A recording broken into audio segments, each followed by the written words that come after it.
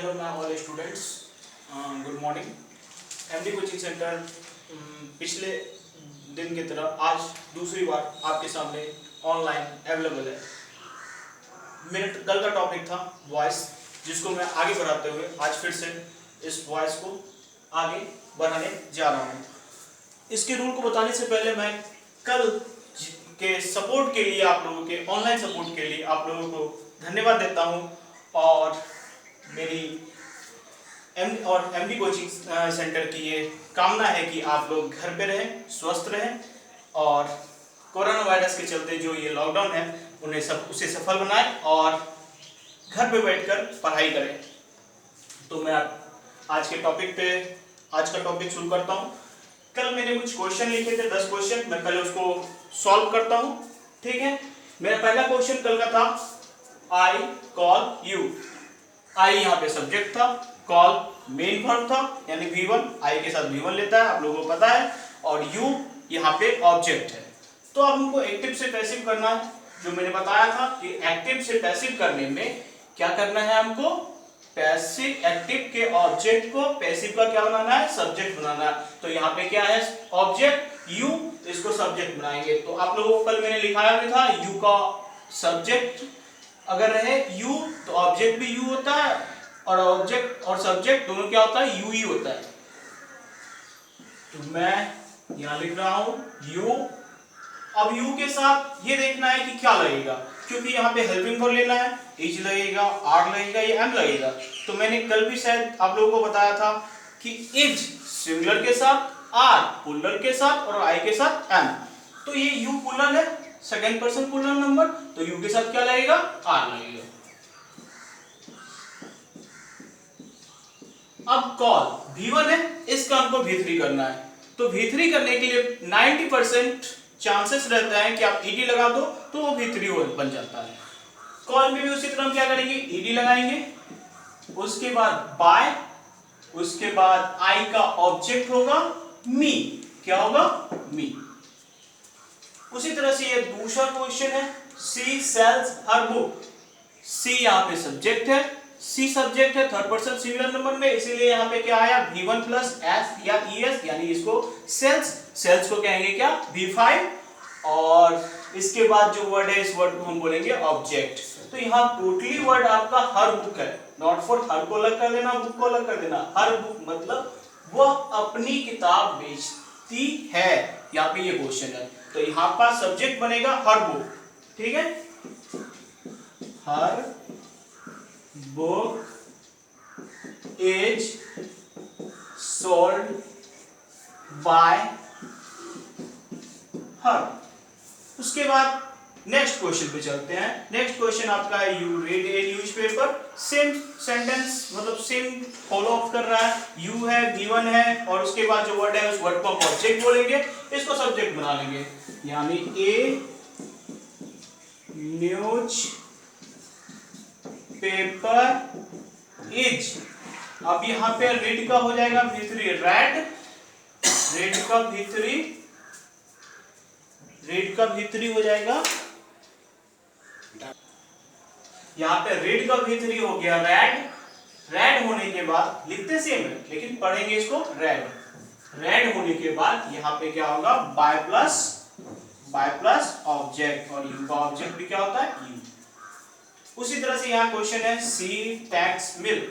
अब यहाँ पे मिल्क बनेगा सब्जेक्ट, मिल्क के साथ इज लगेगा, क्योंकि इसको शायद हम लोग अनकाउंटेबल नाउन है, ये गिन नहीं सकते हैं, मात्रा में आती है। दो तरह से अगर आप समझा जाए तो ये अनकाउंटेबल नाउन है, तो अनकाउंटेबल नाउन के साथ क्या होगा, हमेशा इज लगता है, क्योंकि सिंगुलर प्लूरल नहीं कर सकते इसका। तो milk is taken by we played cricket. तो फिर यहां क्या हो जाएगा, cricket is played by us. क्या होगा, क्रिकेट इज प्लेड, प्ले का भीतरी प्लेड बाय अस। उसी तरह से हम यहां आते हैं। 6 नंबर क्वेश्चन क्या है, यू सिट हेयर। क्या है? यू सिट हेयर, तो हेयर का क्या हो जाएगा? Here is sit sat sat by you. उसके बाद फिर आते हैं नेक्स्ट क्वेश्चन पे, I give you a chance. ठीक है, I give you a chance. यहां पे दो ऑब्जेक्ट है, सब्जेक्ट है मेन वर्ब है, और क्या है? वाक्य में दो ऑब्जेक्ट है, दो ऑब्जेक्ट। एक ऑब्जेक्ट आपका सजीव है, दूसरा ऑब्जेक्ट आपका निर्जीव है। अगर आपसे पूछा जाए इन दोनों ऑब्जेक्ट में सजीव कौन, निर्जीव कौन, तो आपको मेरे ख्याल से पता होना चाहिए कि यू और ए चांस में सजीव कौन सा होगा? यू होगा, और निर्जीव ऑब्जेक्ट ए चांस। ठीक है, अब इस दोनों ऑब्जेक्ट में से किसको सब्जेक्ट बनाएंगे? हम दोनों को बना सकते हैं, लेकिन थोड़ा नियम चेंज है। मैं दोनों को बना के दिखा देता हूं। अगर मैं सजीव को बनाता हूं तो कोई दिक्कत नहीं है, यू बनेगा, यू आर, उसके बाद गिव का भीतरी होता है गिवन, गिवन हो गया। उसके बाद हमको ये जो निर्जीव वाला ऑब्जेक्ट है इसको सीधा लिख देना है, ए चांस बाय मी। ये पहला आंसर हो गया मेरा। क्यों? क्योंकि हम क्या किए इसमें हम सजीव ऑब्जेक्ट को लिए, उसके अनुसार हेल्पिंग वर्ब का प्रयोग किए, उसके बाद क्या किए? मेन वर्ब को बदले जो कि भीतरी में होता है, उसके बाद क्या किए? ए चांस, उसके बाद क्योंकि ये एक्स्ट्रा वर्ड था, एक्स्ट्रा वर्ड कह सकते हैं इसको, आप ऑब्जेक्ट कह सकते हैं। कौन सा ऑब्जेक्ट? निर्जीव ऑब्जेक्ट। उसके बाद होता है बाय, उसके बाद मी। ठीक है, अब इसी को हम दूसरे तरीका से बना सकते हैं, तो इसीलिए मैं यहाँ पे और लिख देता हूं। ठीक है, अब मैं निर्जीव ऑब्जेक्ट को लेके बनाऊंगा, a chance, a chance is, क्योंकि एक मौका ए चांस क्या होगा? Is given. अब गिवन तक तो आ गया, इसके बाद हमको कौन सा वर्ड को लेना है? यहां पे जो एक ऑब्जेक्ट है जिसको हम सजीव ऑब्जेक्ट बोल रहे हैं उसको लेना है। लेकिन अगर हम निर्जीव ऑब्जेक्ट को सब्जेक्ट बनाते हैं, निर्जीव ऑब्जेक्ट को सब्जेक्ट बनाते हैं और वहां सजीव ऑब्जेक्ट है, तो सजीव ऑब्जेक्ट से पहले हम एक वर्ड लगाएंगे टू। क्या लगाएंगे? टू। टू के बाद उस सजीव ऑब्जेक्ट को रखेंगे, उसके बाद तो हमें पता है बाय मी। अगर आप निर्जीव ऑब्जेक्ट को लेके बनाते हो कोई दिक्कत नहीं है, अगर निर्जीव ऑब्जेक्ट को लेके बनाते हो तो आपको ये याद रखना होगा कि टू प्लस सजीव ऑब्जेक्ट आपको हेल्पिंग वर्ब के मेन वर्ब के जस्ट बाद लिखना होगा। अब हम नेक्स्ट क्वेश्चन पे चलते हैं। नेक्स्ट क्वेश्चन है मेरा, द बॉय कॉल्स यू। तो यहां पे भी आपका सब्जेक्ट क्या बनेगा? You. You are scolded by the boy. अब यहां पे देखिए बहुत सारे क्वेश्चन कर सकते हैं कि बॉय के साथ द। ठीक है, तो मैं यहां आपको बता देता हूं कि आर्टिकल में एक रूल था कि अगर सजीव नाउन हो, नाउन सजीव हो और वो सिंगुलर में हो, तो वह प्लस नाउन बराबर द प्लस नाउन होता है, ये आर्टिकल कहता है। आर्टिकल के अनुसार वह प्लस नाउन बराबर द प्लस नाउन हो सकता है, लेकिन क्या होना चाहिए? कंडीशन, नाउन सजीव होना चाहिए और सिंगुलर होना चाहिए। हम बेसिकली जानते हैं जैसे हमको वह लड़का मिल जाएगा, हम लिख देंगे दैट बॉय। लेकिन अब आर्टिकल के अनुसार आर्टिकल कहता है आपका आर्टिकल ए एंड द, जिसमें द का प्रयोग में हम लोग पढ़ चुके हैं कि अगर नाउन सजीव हो, नाउन सिंगुलर हो तो वह प्लस नाउन को आप द प्लस नाउन लिख सकते हैं। ये ग्रामेटिकली बोला गया है, आपका कभी भी आंसर गलत नहीं होगा। यहाँ पे द बॉय जो लिखे हैं आप दैट बॉय भी लिख सकते हैं, द बॉय भी लिख सकते हैं। लेकिन अगर आपका क्वेश्चन इंग्लिश में दिया हुआ है द बॉय, तो आपको कोई दिक्कत नहीं है, मतलब द बॉय का मतलब यहाँ पे वह लड़का। अब मेरा नेक्स्ट क्वेश्चन है, ही राइट्स ए लेटर। क्या है? He writes a letter. A letter is written by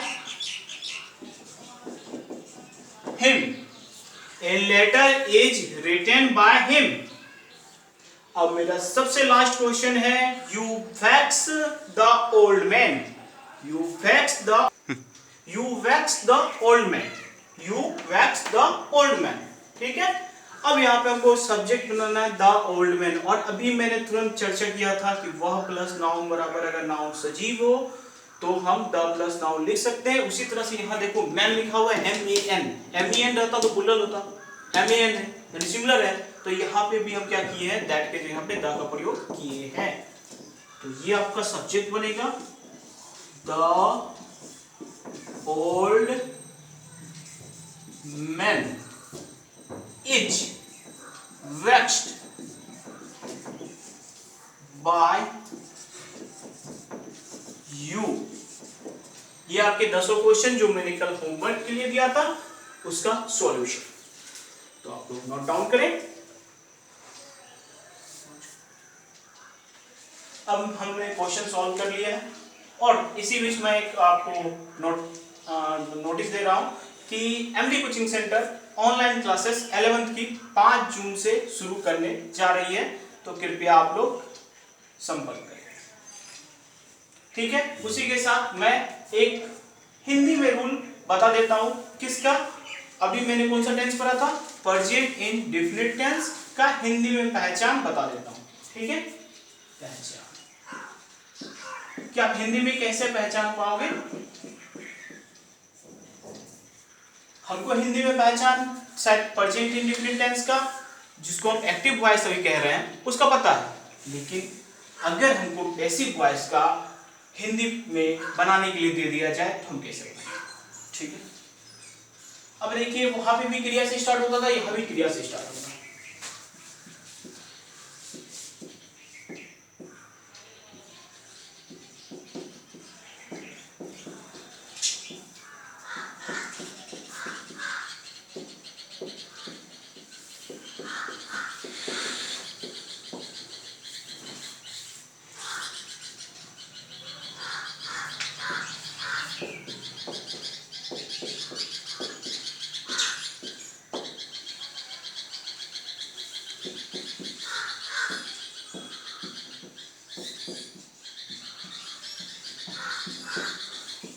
क्या लिखे हैं, हमने लिखा है क्रिया के अंत में, क्रिया मतलब यहाँ पे मेन वर्ब के अंत में किया जाता है, की जाती है, किए जाते हैं इत्यादि लगा हुआ है, लगा हुआ रहे तो क्रिया, क्रिया मतलब मेन वर्ब, तो क्रिया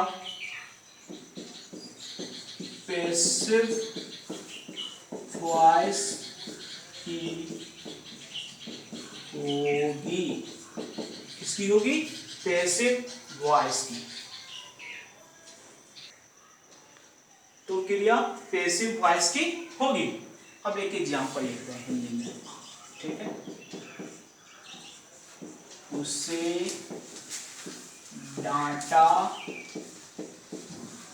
जाता है, किया जाता है या जाता है, ठीक है, उसे डांटा जाता है।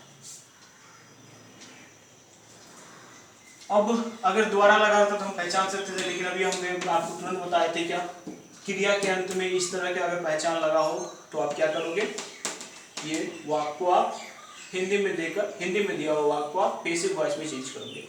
तो ये सब्जेक्ट है, ये सब्जेक्ट है, ये एक्टिव का ऑब्जेक्ट होगा, और पैसिव का यहाँ पे जो हम पैसिव बना रहे हैं हिंदी टू इंग्लिश, इसमें ये क्या है, सब्जेक्ट, ठीक है।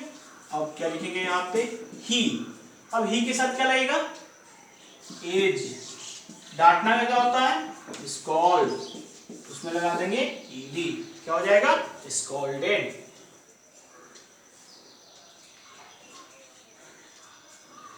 ये पहला एग्जाम्पल। दूसरा एग्जाम्पल,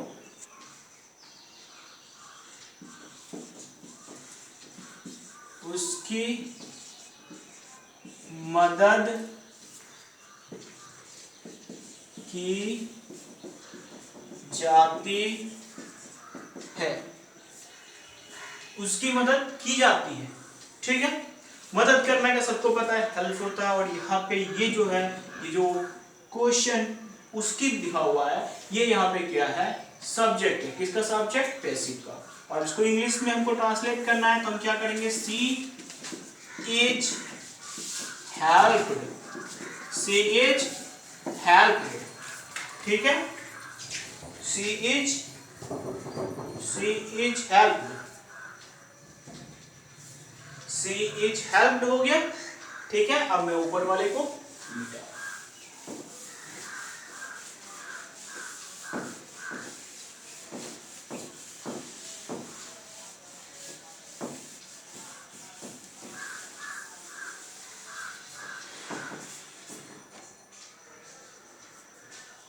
अब ये एग्जांपल भी मैं मिटा रहा हूं।